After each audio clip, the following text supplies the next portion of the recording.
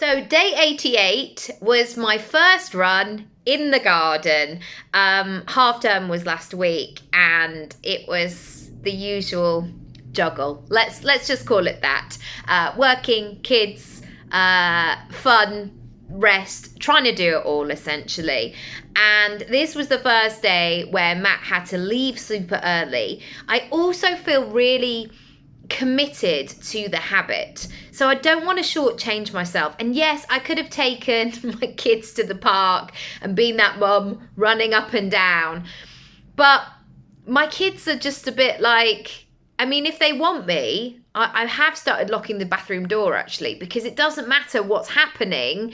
Even if it's urgent or not, they're like, Mummy, I need you in this moment to look at this, whatever it might be. And so basically, to go back to the habit, I wanted to honor the habit and to respect the habit and do it uninterrupted. Anyway, this meant going around the garden, and some of it I did running on the spot. And my son was like, okay, great, I'll time you. So he became my coach. Here's what I said.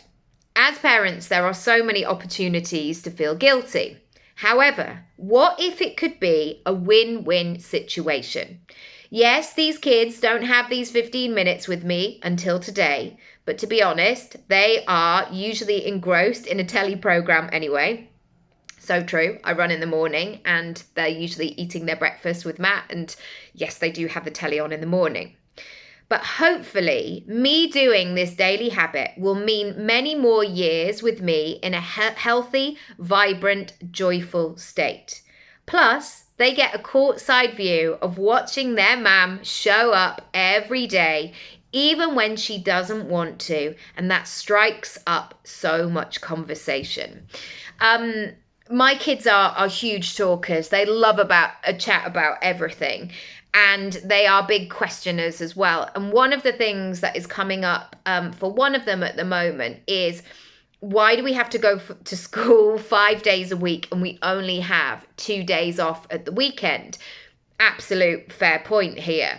And there is also a sense, as they both move into, I guess, the next phase where they're learning independence, they're learning kind of being able to do things by themselves.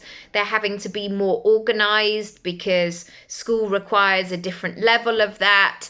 They need to be able to do things without being asked to do them.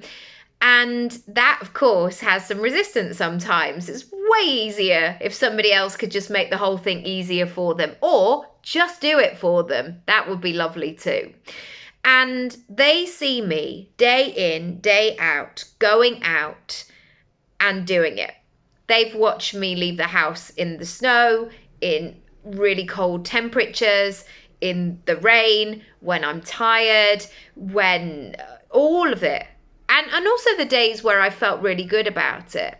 And honestly, there is such a narrative that goes alongside, especially parents. If you ever do anything for yourself, or if you dare to not be thinking about your children for one tiny minute, people can be quite critical of that.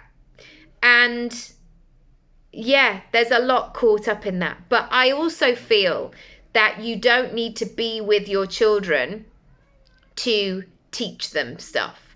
And I've certainly found through this process that they are watching, they are learning, and the sun is coming out. They're watching, they're learning, they're asking questions, and they're seeing it.